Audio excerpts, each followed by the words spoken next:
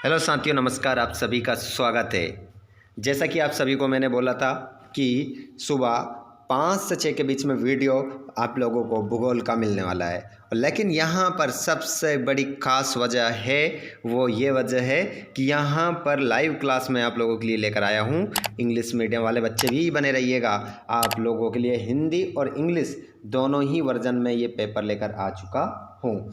तो आइए साथियों, आप सभी का स्वागत है। सभी को गुड मॉर्निंग। सभी स्टूडेंट्स अपने दोस्तों को शेयर कर दीजिए और चैनल को सब्सक्राइब कर लीजिए, क्योंकि अब जब आप आओगे पेपर देखकर तो अपन सॉल्यूशन भी मिलाएंगे पेपर का कि कितना ऑब्जेक्टिव आपके सही हुए। तो जल्दी से जल्दी हमारे सभी कक्षा 12वीं वाले बच्चे लाइव क्लास में जुड़ जाइए। समय नहीं बचा है, मात्र 3 से 4 घंटे हमारे पास है, जिसमें हमें सभी काम भी करने हैं और ये रिवीजन भी करना है। चलिए अब स्टार्ट करते हैं पहले प्रश्न से। वीडियो को लास्ट तक भी देखिएगा। इंग्लिश मीडियम वाले बच्चे भी देखिएगा और हिंदी मीडियम वाले बच्चे भी देखिएगा। पहला प्रश्न आपकी स्क्रीन पर है। उत्तर आधुनिकवाद का उदय। तो यहाँ पर आपका जो आंसर होगा, उत्तर आधुनिकवाद का जो उदय है बच्चों, वो हुआ है आपका 1970। 1970 आपका राइट आंसर होगा। अगला क्वेश्चन, निम्नलिखित में से किसे भारत में जनसंख्या विस्फोट की अवधि के रूप में जाना जाता है? तो यहाँ पर आपका आंसर होगा 1991 से 1981 करेक्ट आंसर होगा। उसके बाद में अगला क्वेश्चन है, ट्रक कृषि संबंधित है। जो ट्रक कृषि है वो किससे संबंधित है? तो यहाँ पर आपका आंसर हो जाएगा सब्जियों से, फूलों से, फलों से। तो यहाँ पर आपका आंसर हो जाएगा उपर्युक्त सभी से।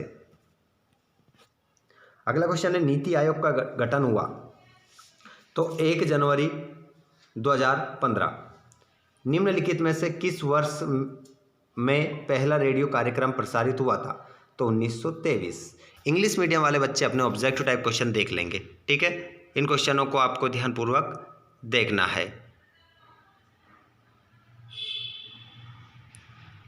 और यहाँ पर थोड़ा सा देखिएगा, इसमें जो हमारा आंसर होगा वो 1990 सही होगा, ठीक है। मैंने इसमें ये बता दिया निशान लगने के कारण। तो यहाँ पर आपका आंसर क्या होगा? 1990 आप करेक्ट आंसर यहाँ पर लगाएंगे। अगला क्वेश्चन आप देखेंगे स्टूडेंट्स। अगला क्वेश्चन है आप लोगों का, यहाँ पर देखेंगे रिक्त स्थानों की पूर्ति करना है। देखिए, अनुसूचित भाषाओं में बोलने वालों का प्रतिशत सर्वाधिक है। देखिए, अनुसूचित अगर भाषाओं की बात करें तो सबसे ज़्यादा जो भाषा बोली जाती है वो बोली जाती है हिंदी भाषा, ठीक है। तो खालिस्तान में, इस खालिस्तान में क्या आएगा? हिंदी आएगा, ध्यान रखिएगा। और खनिज क्षेत्र को आकर्षित करते हैं। तो जो खनिज क्षेत्र होते हैं वो उद्योग को आकर्षित करते हैं। अगला क्वेश्चन, को जंग का कटोरा कहा जाता है? तो देखिए, पिट्सबर्ग है ना बच्चों, क्या है? पिट्सबर्ग को जंग का कटोरा कहा जाता है। अगला क्वेश्चन, भारत के में आज भी वस्तु विनिमय व्यवस्था प्रचलित है।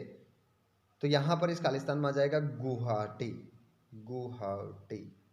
आपका आंसर हो जाएगा। अगला प्रश्न है, भूरा हीरा को कहा जाता है? तो भूरा हीरा जो कहा जाता है वो कहा जाता है लिग्नाइट को।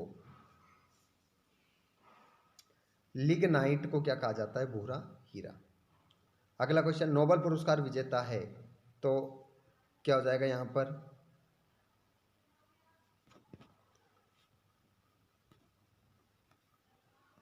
नोबेल पुरस्कार विजेता है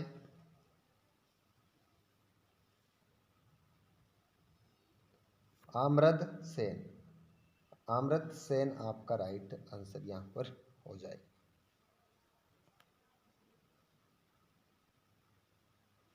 अमर्त्य सेन, ठीक है। इंग्लिश मीडियम वाले बच्चे अपने देख लेना, यहाँ पर आंसर अमर्त्य सेन लिखा है, ठीक है। जिसके बाद में आप जोड़ी देखेंगे, यहाँ जोड़ी मिला लीजिए। कायिक घनत्व, तो इसको आप किससे मिलाओगे? कुल जनसंख्या या निबल कृषित क्षेत्र। और जनसंख्या घनत्व, जनसंख्या क्षेत्र, जाल तंत्र, परिवहन व्यवस्था, नगरीय जनसंख्या, 31 एक 6%, और ऊर्जा खनिज कोयला। इस प्रकार जोड़ी मिलाएंगे। उसके बाद में इंग्लिश मीडियम वाले अपनी जोड़ी देख लेंगे। फिर एक शब्द में उत्तर देना है आप लोगों को, ठीक है।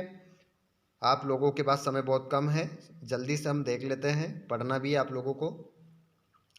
अगला क्वेश्चन है आप लोगों का कि राष्ट्रीय युवा नीति, जिसे हम बोलते हैं शॉर्ट फॉर्म में NYP, किस वर्ष प्रारंभ की गई, ये आपको बताना है, ठीक है। तो ये थोड़ा क्वेश्चन पढ़ लीजिएगा, मुझे आंसर याद इसका नहीं है। मानव विकास के उपागम कौन कौन से हैं? तो आय, कल्याण, मूल आवश्यकता और क्षमता। और व्यापार की जीवन रेखा किसे कहा जाता है? परिवहन को। और अंतर्राष्ट्रीय व्यापार का प्रवेश द्वार किसे कहा जाता है? पत्तन को, समुद्री पत्तन को। और जल किस प्रकार का संसाधन है? चक्रीय संसाधन है। और अंकेश्वर किस खनिज के लिए प्रसिद्ध है? खनिज तेल, पेट्रोलियम के लिए। और यहाँ पर अगला क्वेश्चन हम देख लेते हैं। इसका जो क्वेश्चन है आपका, राष्ट्रीय युवा नीति NYP किस वर्ष प्रारंभ की गई है? तो यहाँ पर इसका आंसर हो जाएगा 1 फरवरी, है ना, या फरवरी लिख सकते हैं, फरवरी 2014, है ना, 2014 लिख लीजिए, आ गया आंसर यार, फरवरी 2014, ठीक है। क्या लिख लेंगे? फरवरी, यहाँ लिख देता हूँ, फरवरी 2014, ठीक है। ये आंसर हो जाएगा पहले वाले क्वेश्चन का, राष्ट्रीय युवा नीति। अगला क्वेश्चन है आपका सत्यापत्य, देख लीजिए। चलिए सत्यापत्य देख लेते हैं। केंद्र शासित प्रदेश दिल्ली का जनसंख्या घनत्व सर्वाधिक है, तो इसका आंसर आपका सत्य होगा। भूटान सकल राष्ट्रीय प्रसन्नता को देश का प्रगति माप मानता है, तो इसका आंसर आपका सत्य होगा। विश्व का सबसे लंबा रेल मार्ग कैनेडियन रेल मार्ग है, असत्य। और भोपाल नदी के किनारे स्थित नगर है, असत्य, क्योंकि तालाब के किनारे है। मानव भूगोल में मानव के क्रियाकलापों का अध्ययन किया जाता है, सत्य। और भारतीय कृषि मानसून पर निर्भर है, बिल्कुल सही बात है, ठीक है। तो इस प्रकार आपके सत्यापत्य होगा। इंग्लिश मीडियम वाले बच्चे अपने देख ही लेंगे, कोई दिक्कत नहीं, यही सेम रहेंगे। जिसके बाद में आप 2-2 नंबर के, 3-3 नंबर के प्रश्न, 4-4 नंबर के प्रश्न देख लीजिएगा। हिंदी मीडियम और इंग्लिश मीडियम वाले बच्चों के बहुत ज़्यादा कमेंट आ रहे थे कि आप हिंदी में बता रहे हैं, इंग्लिश में नहीं बता रहे हैं। तो यहाँ पर जाते जाते आप लोगों के लिए हम ये भी लेकर आ चुके हैं। बच्चों आप अच्छे से इसको पढ़ लीजिएगा, लगा लीजिएगा इन क्वेश्चनों को। ये क्वेश्चन ज़रूर आपको पेपर में देखने को मिलेंगे। साथ ही साथ मैं आप लोगों को बता देता हूँ, जब आप पेपर देकर आओगे तो अपन बच्चों सॉल्यूशन देखेंगे क्वेश्चन पेपर का। यहाँ से आपके बहुत सारे क्वेश्चन आपको देखने को मिलेंगे, तो बात करेंगे आपके आने के बाद, ठीक है। तो आप सभी को बहुत बहुत शुभकामनाएं, आपका पेपर बहुत अच्छा जाए, ठीक है, उम्मीद से ज़्यादा अच्छा जाए, ताकि सभी स्टूडेंट अच्छे मार्क्स के साथ प्राप्त हो सके, पास हो सके। ठीक है स्टूडेंट्स, मिलते हैं हम अगले वीडियो में।